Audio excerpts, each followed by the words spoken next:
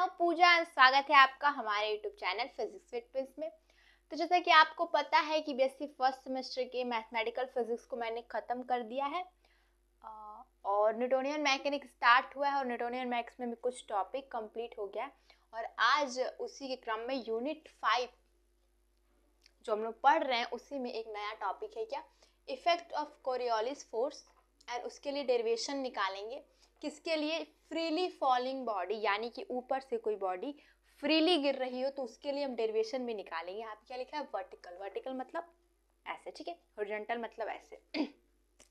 तो बहुत ही easy topic है, थोड़ा सा दिखा भी देते हैं। ये देखिए इस बुक से पढ़ाया जा रहा है, ये बुक क्या है, कृष्णा की है, ठीक है। यहाँ पे होप आपको दिख रहा होगा, कैमरे में दिख रहा है। और देखिए ये है न्यूटोनियन मैकेनिक्स का एक एक टॉपिक कंप्लीट हो रहा है। देखिए इसके प्रीवियस लेक्चर में हमने क्या पढ़ा था, प्रीवियस लेक्चर में पढ़ाया था आपका ये रोटेटिंग फ्रेम ऑफ रेफरेंस, जो लिखा है relation between Coriolis force and centrifugal force, ये पढ़ाया गया।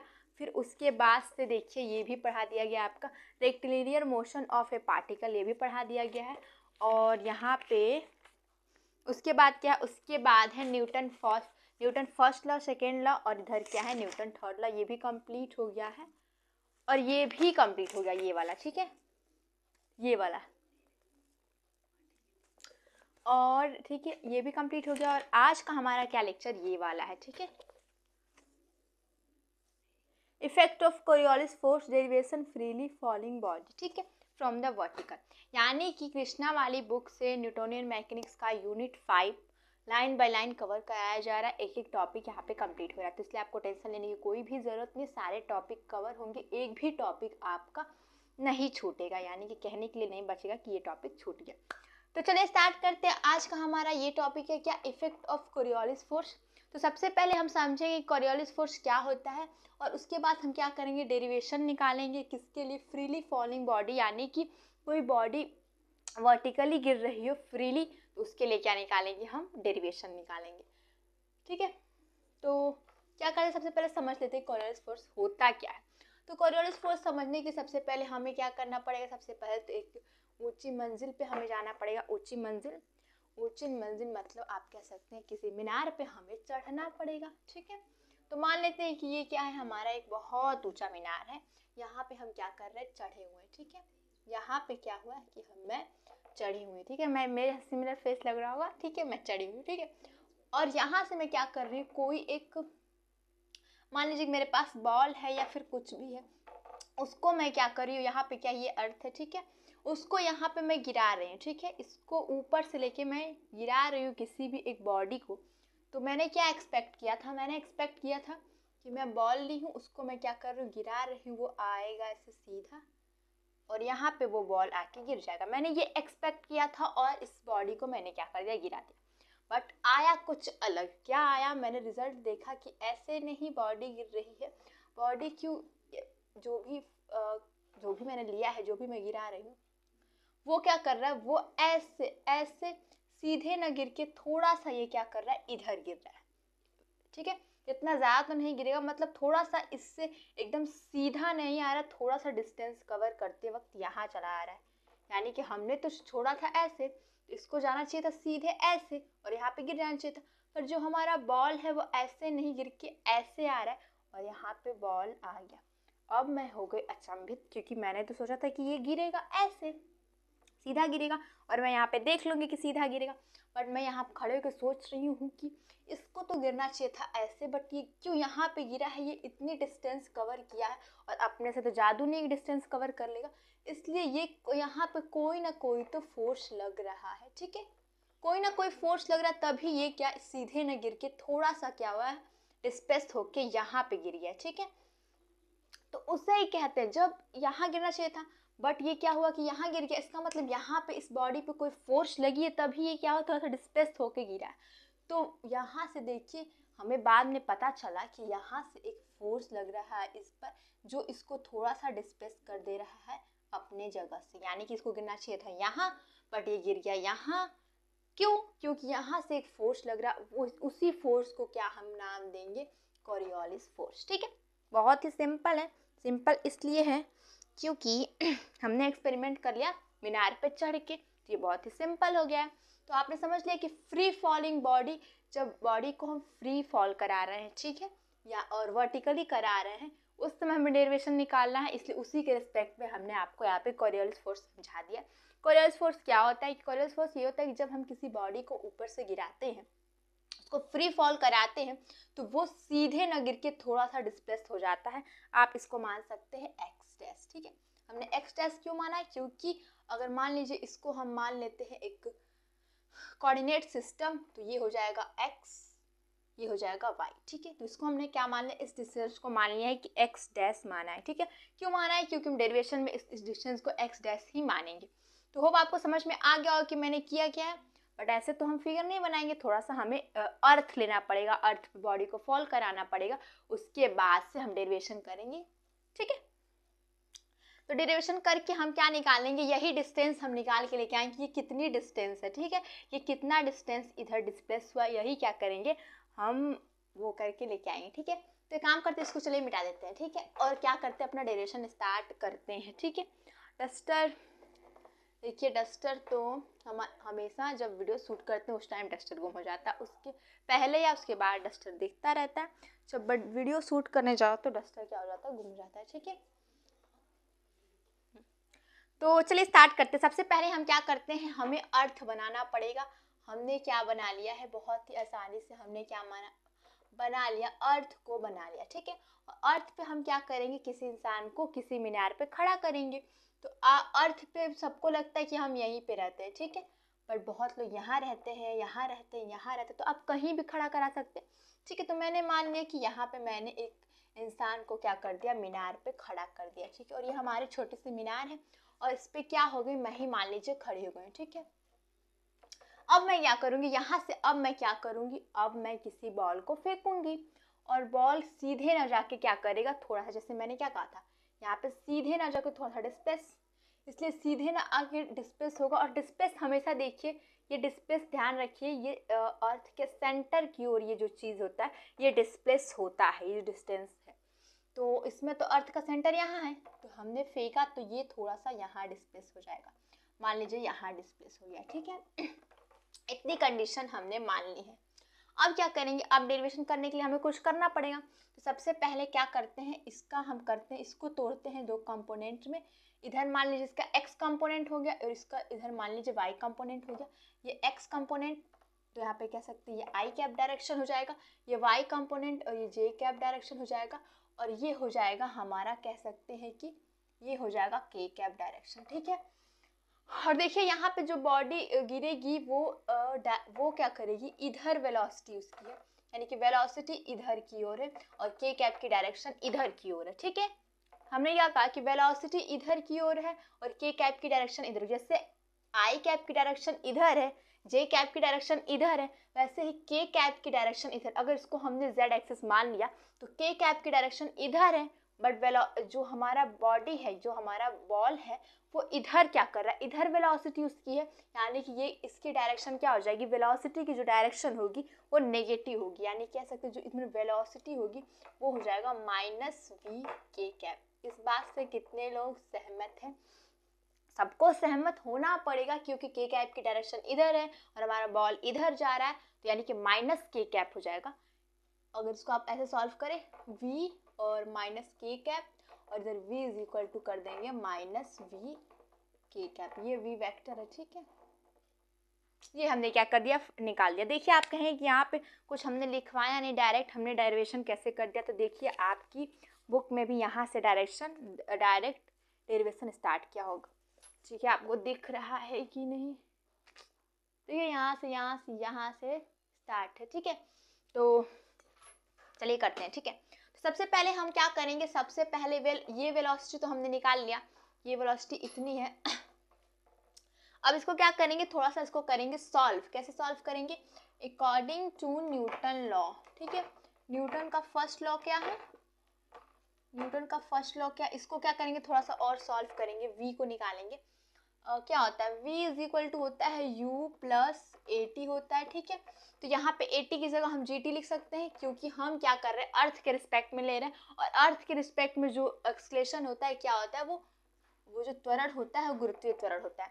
तो हो जाएगा v इज इक्वल टू हो जाएगा u की वैल्यू, देखिए स्टार्ट, अब u की वैल्यू हम यहाँ पे कैसे लेंगे, u की वैल्यू क्या है, ये u क्या होता है, ये होता है इनिशियल वेलोसिटी और ये होता है फाइनल वेलोसिटी। तो हमारा जो वेलोसिटी है तो वो v है, बट स्टार्टिंग में जब मैं बॉल को पकड़ी हूँ, अभी छोड़ी नहीं हूँ, यानी कि उस समय बॉल की वेलोसिटी क्या है, u है, एंड u क्या होगा, स्टार्टिंग में 0 होगा। तो आप यहाँ लिख सकते हैं initially u is equal to 0, ठीक है, यानी कि इनिशियल वेलोसिटी क्या है, 0 है। तो उससे यहाँ पे वैल्यू पुट करेंगे तो क्या हो जाएगा, 0 प्लस हो जाएगा gt, ठीक है। तो v की वैल्यू क्या आएगी, v की वैल्यू आ गई gt, ठीक है, ये आई है v की वैल्यू। अब क्या करेंगे, अब v की वैल्यू क्या करेंगे, इस इक्वेशन में रख लेते हैं, तो हमें वेक्टर v की वैल्यू मिल जाएगी अच्छे से, ठीक है। ये v के टर्म में ही हमें वैल्यू मिली थी, बट हमें वैल्यू v की इसके टर्म में लानी थी, इसलिए मैंने इतना प्रोसेस किया, ठीक है। तो हमारा v वेक्टर क्या हो जाएगा, इज इक्वल टू, और v की वैल्यू यहाँ से रखेंगे तो माइनस gt, और यहाँ हो जाएगा k कैप।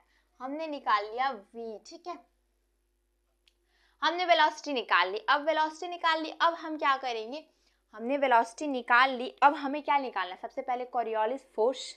कोरियोलिस फोर्स हम जानते हैं कि क्या होता है, इसके प्रीवियस लेक्चर में देखिए हमने कोरियोलिस फोर्स का फॉर्मूला आपको बताया था, वो फॉर्मूला यूज करके, और हमें मेन अपने दिमाग में याद रखिए कि आपको निकालना क्या, आपको यही निकालना था। जैसे ये था कि मैंने कोई बॉडी गिरी है, तो ये मान लीजिए जितना डिस्टेंस कवर हुआ उस डिस्टेंस हमें निकालना है कि कितना डिस्टेंस कवर हुआ है, मतलब कितना डिस्टेंस ये डिस्प्लेस हो गया है अपनी जगह से, ठीक है। यानी कि x की हमें वैल्यू निकालनी है, और उसी के लिए ये सब हम कर रहे हैं, ठीक है। तो इतना आपने कर लिया होगा। अब क्या करेंगे, अब एक काम करते हैं, फिलहाल हम आपने फिगर को समझ लिया और हमें फिगर से कोई लेना देना नहीं है, तो अब क्या करेंगे, इसको कर देंगे, मिटा देंगे, क्यों, क्योंकि हमें करना है डेरिवेशन और उसके लिए हमें चाहिए जगह, ठीक है। ठीक है, इतना निकाल लिया हमने। अब हम क्या करेंगे, अब हम जानते हैं कि एफ सी मतलब कोरियोलिस फोर्स। कोरियोलिस फोर्स का फॉर्मूला क्या होता है, -2m ओमेगा क्रॉस v होता है।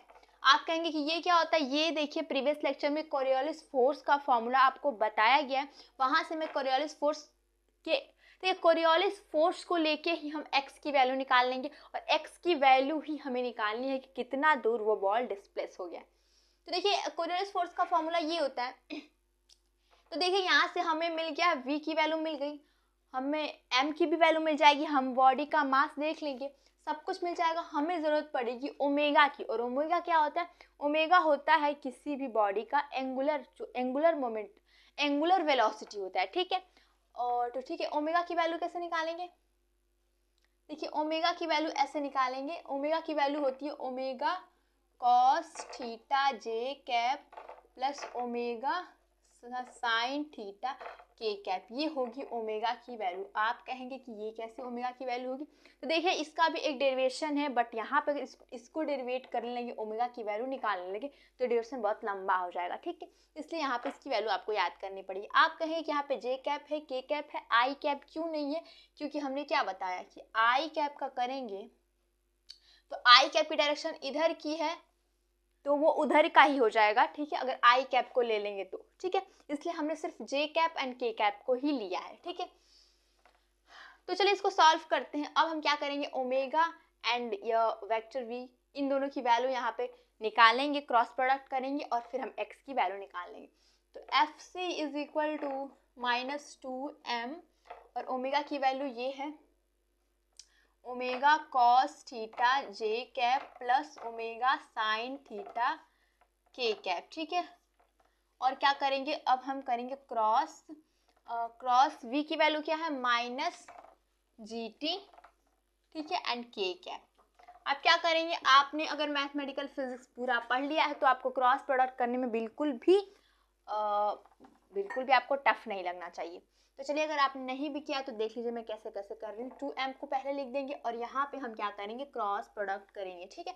क्रॉस प्रोडक्ट करने के लिए सबसे पहले क्या लिखते हैं, इधर i j एंड k लिख लेते हैं, और फिर क्या लिखते हैं, पहले वाले में i j k की वैल्यू लिखते हैं। तो i का तो कोई पद नहीं है, तो आप यहाँ पे 0 i लिख सकते हैं, तो 0 लिख देंगे। और j क्या है, j है omega cos theta J cap और के क्या है, omega sine theta K cap, ठीक है।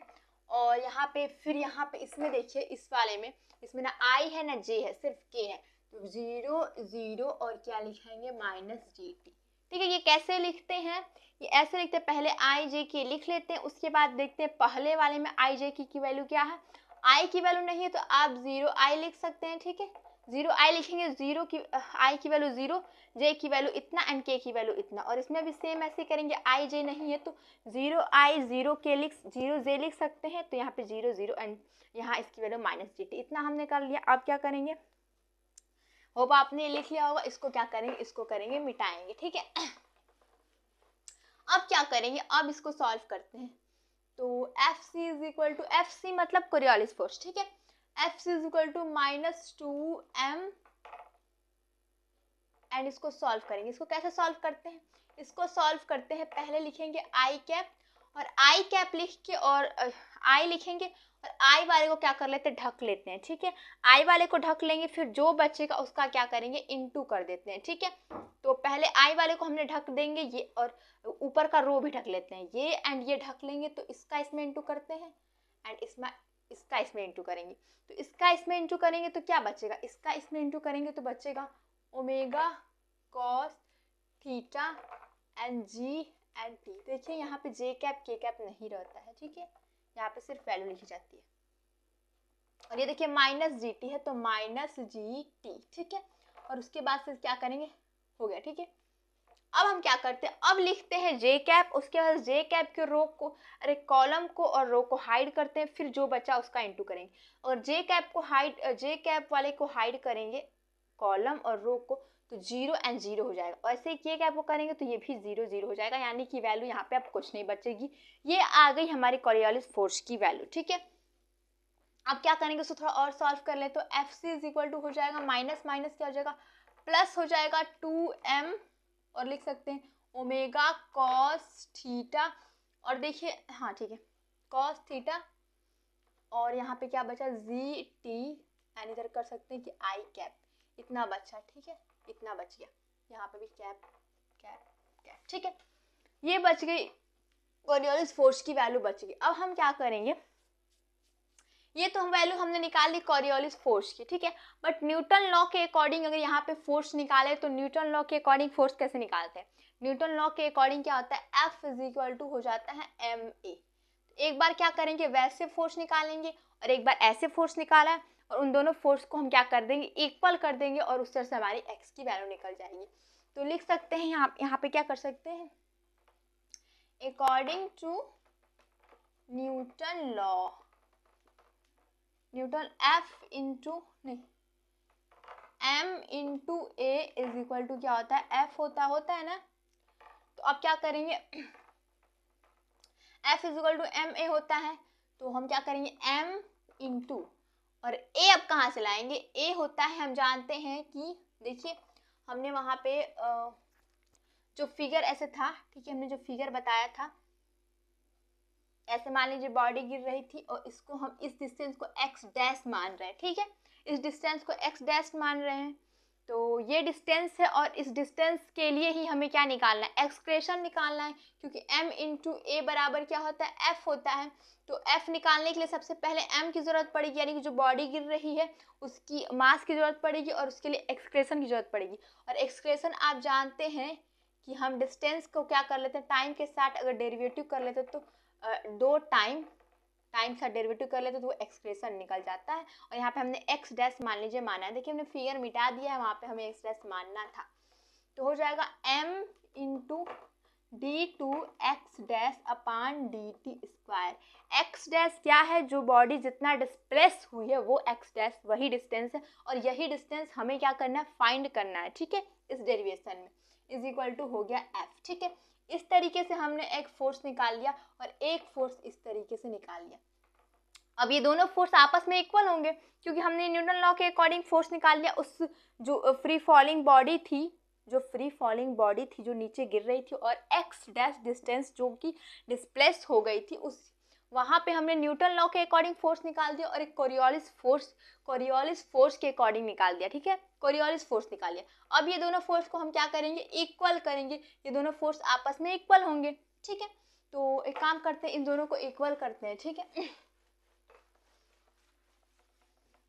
क्योंकि उसी बॉडी के लिए हम फोर्स निकाल रहे हैं, तो कोरियोलिस फोर्स या न्यूटन लॉ के अकॉर्डिंग जो फोर्स है वो दोनों क्या हो जाएगा, इक्वल हो जाएगा। तो ये दोनों को हम क्या करेंगे, इक्वल करेंगे, यानी कि लिख सकते हैं we know that F is equal to हो जाएगा एफ सी, ठीक है। तो F की वैल्यू क्या है, m into D two X dash upon D T square is equal to F C की वैल्यू क्या है, 2m omega cos theta G and T. देखिए यहाँ पे हम आई कैप नहीं, कॉस थीटा रहेगा, ठीक है, कॉस थीटा जी टी। और यहाँ पे आई कैप नहीं लिखेंगे, क्यों आई कैप यहाँ पे नहीं लिखेंगे, क्योंकि यहाँ पे डायरेक्शन नहीं है। यहाँ आई कैप सिर्फ आपको डायरेक्शन बता रहा है कि देखिए आई कैप की डायरेक्शन किधर की होती है। अगर आप कार्टेशियन कोऑर्डिनेट सिस्टम में देखेंगे तो आई कैप की डायरेक्शन इधर की होती है। तो आई कैप सिर्फ यहाँ पे ये बता रहा है कि जो बॉडी पे कोरियोलिस फोर्स लग रहा है वो इधर की ओर लगेगा। और हमने स्टार्टिंग में क्या बताया था, स्टार्टिंग में आपको बताया जो फ्री फॉलिंग बॉडी थी, जो मैं यहाँ पे खड़े होके गिरा रही थी बॉडी को, वो आई कैप की डायरेक्शन में जा रहा था कि नहीं, आई कैप की डायरेक्शन में जा रहा था ना, वही चीज सिर्फ यहाँ बता रहा है। तो यहाँ पे हम इक्वल करेंगे तो हम डायरेक्शन नहीं लेंगे, क्योंकि यहाँ पे हमने सिर्फ मैग्नीट्यूड लिया, तो यहाँ पे भी मैग्नीट्यूड लेंगे, तो इसलिए आई कैप यहाँ पे नहीं लिखेंगे। अब क्या करना है, हमें निकालना है एक्स डैश की वैल्यू। एक्स डैश की वैल्यू कैसे निकाल सकते हैं, सबसे पहले जो कट रहा है उसको काट लो, ये इससे क्या हो गया, मर गया, ठीक है। तो अब क्या करना है, हमें एक्स डैश की वैल्यू निकालनी है, तो इन दोनों को अगर इंटीग्रेट कर देंगे तो आप जानते हैं कि डिफरेंशिएशन का उल्टा क्या होता है, इंटीग्रेशन होता है, तो इंटीग्रेशन का भी उल्टा क्या हो जाएगा, डिफरेंशिएशन हो जाएगा। यानी कि अगर इसको वन टाइम हम क्या करेंगे, अगर डेरिवेशन इसका कर देंगे तो क्या वैल्यू हमें मिलेगी, सबसे पहले जो बच रहा है उसको लिख लें, 2 omega cos theta G and T, ठीक है। अब क्या करेंगे, इसको डेरिवेशन करें, इसका इंटीग्रेशन करेंगे, इंटीग्रेशन करेंगे तो एक टाइम डेरिवेशन बच जाएगा, क्यों, क्योंकि डेरिवेशन इंटीग्रेशन एक दूसरे के विपरीत होते हैं, उल्टा होते हैं। और यहाँ पे करेंगे तो 2 क्या है कांस्टेंट, ओमेगा क्या है कांस्टेंट, कॉस थीटा के भी कांस्टेंट होगा क्योंकि हम टी के रिस्पेक्ट में कर रहे हैं, और जी भी हमारा कांस्टेंट होगा, और टी को करेंगे तो हो जाएगा टी स्क्वायर अपान 2। और यहाँ पे इंटीग्रेशन के बाद क्या बचता है, यहाँ पे हम एक सी जोड़ते हैं, यानी कि कांस्टेंट जोड़ते हैं इंटीग्रेशन में, ठीक है। इंटीग्रेशन आपने क्लास 12 में ज़रूर पढ़ा होगा, अगर आप आपने ज़रूर पढ़ा होगा क्लास 12 में। इंटीग्रेशन हम क्या करते हैं, इंटीग्रेशन करते वक्त इंटीग्रेशन करने के बाद एक कांस्टेंट जोड़ देते हैं, तो इसे हमने सिंपली कुछ नहीं किया, इंटीग्रेशन किया है। अब आगे इसको क्या करेंगे, इसको करेंगे आगे सॉल्व, इसको आगे सॉल्व करेंगे। सबसे पहले तो हम क्या करेंगे, अब यहाँ पे c की वैल्यू कैसे निकालते थे 12th में इंटीग्रेशन करते वक्त, कैसे निकालते थे, हम सबसे पहले चलते थे इनिशियल कंडीशन पे। इनिशियल कंडीशन पे हम देखेंगे कि इनिशियल कंडीशन में हमारा टाइम भी 0 था, यानी कि जब हमने बॉल को पकड़ा हुआ था, उस समय हमारे पास टाइम 0 था, यानी कि टाइम कुछ भी नहीं था, और उस समय टाइम भी 0 था, और एक्स डैश नहीं कह सकते, टाइम भी 0 था, और क्या 0 था, तो देखेंगे, देखिए यहाँ पे कैसे निकालेंगे हम, यहाँ पे c की हमें अब वैल्यू निकालनी है। c की वैल्यू क्यों निकालनी है, क्योंकि इंटीग्रेशन में हम क्या करते हैं, इंटीग्रेशन में हम वैल्यू निकालते हैं कांस्टेंट की, और कांस्टेंट की वैल्यू कैसे निकालते हैं, हमने इंटीग्रेशन में पढ़ा, हम चलते हैं इनिशियल में। इनिशियल यानी कि स्टार्टिंग में जब हमने बॉल को भी नीचे नहीं गिराया था, यानी कि उस समय टाइम हम क्या कर रहे हैं, 0 ले रहे थे। टाइम कब से स्टार्ट हम लेंगे, जब उस बॉल को हम क्या करेंगे, गिरा देंगे, ठीक है। तो अभी हमने इनिशियल कंडीशन में टाइम हमारा 0 था, जब t 0 हो जाएगा तो हमारा जो dx डैश अपान जो dt है वो भी क्या हो जाएगा, 0 हो जाएगा, यानी कि ये 0 हो गया, टाइम 0 हो गया। तो c की वैल्यू क्या मिल जाएगी, c की वैल्यू मिल जाएगी 0, c की वैल्यू 0 मिल जाएगी, तो कह सकते हैं कि c इज इक्वल टू 0।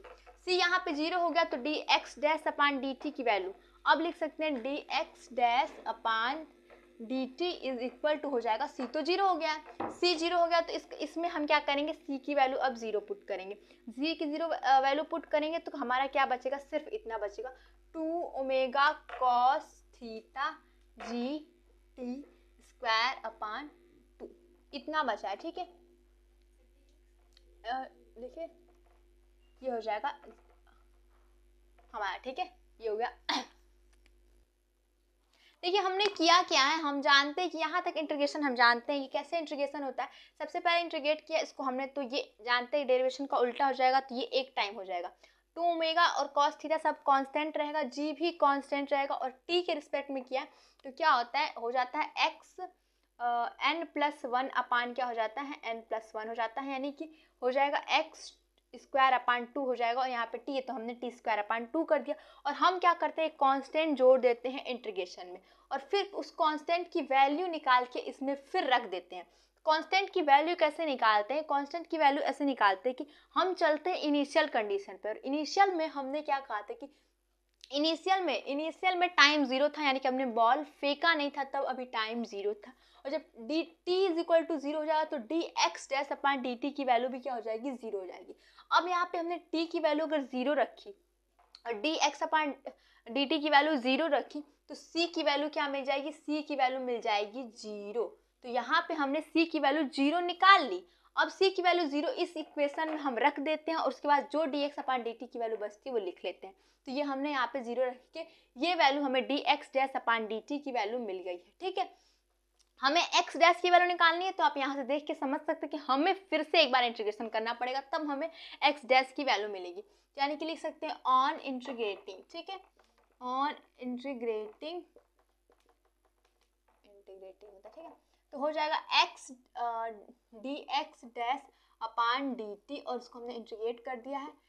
यहाँ पे हो जाएगा 2 omega cos theta G T square upon 2। अब हम इसको इंटीग्रेट करेंगे तो हमें मिल जाएगा एक्स डैश, और इसको यहाँ 2 क्या है हमारा कांस्टेंट, ओमेगा भी कांस्टेंट, कॉस थीटा भी कांस्टेंट, जी भी कांस्टेंट, और इसको करेंगे तो हो जाएगा टी n+1 यानी कि 3/3 हो जाएगा। ये क्या हो जाएगा, एक्स डैश की वैल्यू, और हमें यही तो निकालना था कि जो बॉडी है कितने दूर डिस्प्लेस हुई है।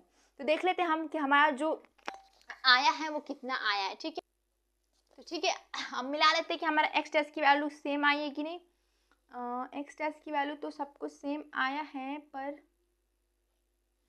एक चीज़ तो हमारा क्या है, गलत आ रहा है। तो देखिए क्या किया है बुक में ये क्या है, इसको हम यहाँ से क्या कर सकते हैं, इसको इससे काट सकते हैं, यानी कि 2 क्या कर सकते हैं, गायब कर सकते हैं। उसके बाद हम इंटीग्रेशन करेंगे, यानी कि 2 को हटाइए, यहाँ पे भी 2 को हटाओ, तो इंटीग्रेट करेंगे तो यहाँ पे भी 2 को हटाओ, ओमेगा हो जाएगा कॉस थीटा, और यहाँ पे टी 2+1 अपान क्या होता है 3 है। ठीक है, इतना हमने क्या कर दिया, सही कर दिया। ये आया है आपके बुक में। ठीक है, बुक में थोड़ा और अच्छे से लिख दिया। ठीक है, हमने क्या किया, हमने कुछ नहीं किया, यहीं से आप 2 को 2 से 2 काट सकते हैं। यहाँ पे हमने 2 से 2 काट दिया तो इतना बचा omega cos theta G T square बचा, और इसको फिर से हमने इंटीग्रेट कर दिया, तो इसको इंटीग्रेट कर दिया तो यहाँ ओमेगा कॉस थीटा जी और टी n+1 अपान 3। ठीक है, ये हो गया। अब एक काम करेंगे, बस X dash is equal to हो जाएगा 1/3। आप क्या कर सकते हैं, आगे कर सकते हैं। ठीक है, हो जाएगा omega cos theta G and T cube, ये क्या होगी, एक्स डैश की वैल्यू निकल गई। ठीक है, तो अब क्या करेंगे, अब हमारे बुक जैसा सेम क्या हो रहा है, आ रहा है, देख लेते हैं। तो देखिए आपका बुक में देखिए यहाँ पे x, देखिए वहाँ पे मैंने x डैश माना है और यहाँ पे x दिया हुआ है, देखिए सेम टू सेम आपकी वैल्यू सेम आ गई। ठीक है, ठीक है, तो यहाँ पे तो देखिए टाइम दिया हुआ है, तुमने टाइम की जगह t लिख दिया, बट मान लीजिए आपका जो भी इक्वेशन हो या फिर जो भी सिचुएशन हो उस समय आपकी t नहीं दिया हो, यानी कि टाइम नहीं दिया हो कि हमने कब फेंका है, वो टाइम नहीं दिया हो, और बस हाइट दे दी हो कि ये मीनार से जो इसकी ऊंचाई है वो हाइट दे दिया हो, तो हम कैसे तब निकालेंगे, तब हम t नहीं दिया है, हमें दे दिया है सिर्फ हाइट दे दिया है, तब हम क्या कर सकते हैं, इससे निकाल सकते हैं।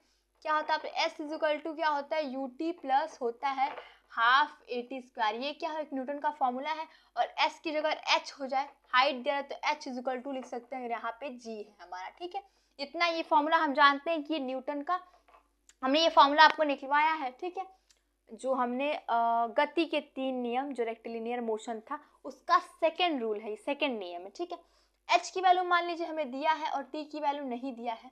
ठीक है, तो इसको कैसे निकालेंगे, इस वक्त हम क्या करेंगे, t की अब वैल्यू हम निकालेंगे। t की वैल्यू कैसे निकालेंगे, t स्क्वायर और सबको इधर भेज लेते हैं, तो हो जाएगा 2h अपान क्या हो जाएगा, g हो जाएगा, और प्लस ut हो जाएगा। ठीक है, इतना हो जाएगा, नहीं नहीं, सबसे पहले क्या करते हैं, सबसे पहले टी की हमें वैल्यू निकालनी है। टी की वैल्यू निकालेंगे तो हम चलेंगे इनिशियल पे, इनिशियल कंडीशन पे चलेंगे। तो इनिशियली आप जानते हैं कि यहाँ पे जो u होता है वो क्या होता है, u होता है वेलोसिटी, इनिशियली वेलोसिटी। और इनिशियल वेलोसिटी मतलब जब हमने बॉल को नहीं फेंका था उस समय u हम जानते हैं कि 0 था, यानी कि u की वैल्यू यहाँ पे हम 0 रखेंगे। तो h इज इक्वल टू हो जाएगा 1/2 GT² हो जाएगा। और अब हमें t की वैल्यू निकालनी है, क्योंकि हमें t नहीं यहाँ पे हाइट दे देगा तो हम इससे t निकाल लेंगे। तो और t निकाल लेंगे तो t कैसे निकालेंगे, t² इज इक्वल टू कर सकते हैं 2h/g लिख सकते हैं, ठीक है। तो t इज इक्वल टू हो जाएगा रूट में 2h/g हो जाएगा। तो अब हमें मिल गया t की वैल्यू। अब हमें t की वैल्यू मिल गई तो यहाँ पे हम क्या करेंगे, t की वैल्यू कर देंगे पुट, ठीक है। तो यहाँ पे t की वैल्यू पुट कर देंगे तो हो जाएगा x dash is equal to 1/3 omega cos theta G and t cube है, t क्यूब है, क्या हो जाएगा, t क्यूब हो जाएगा। तो हो जाएगा, एक काम करते हैं, यहाँ पे t की इज इक्वल टू लिख सकते हैं 2h अपान, यहाँ पे देखिए t की वैल्यू लिख सकते हैं 2h/g एंड रूट में नहीं 1/2। अब रूट रहता है तो उसको हम 1/2 लिख सकते हैं, ठीक है। तो अब यहाँ पे इसमें t की वैल्यू रखनी है तो हो जाएगा 2h/g है एंड यहाँ पे क्या है 3 है और इनटू क्या है 1/2 ये बचेगा, ठीक है।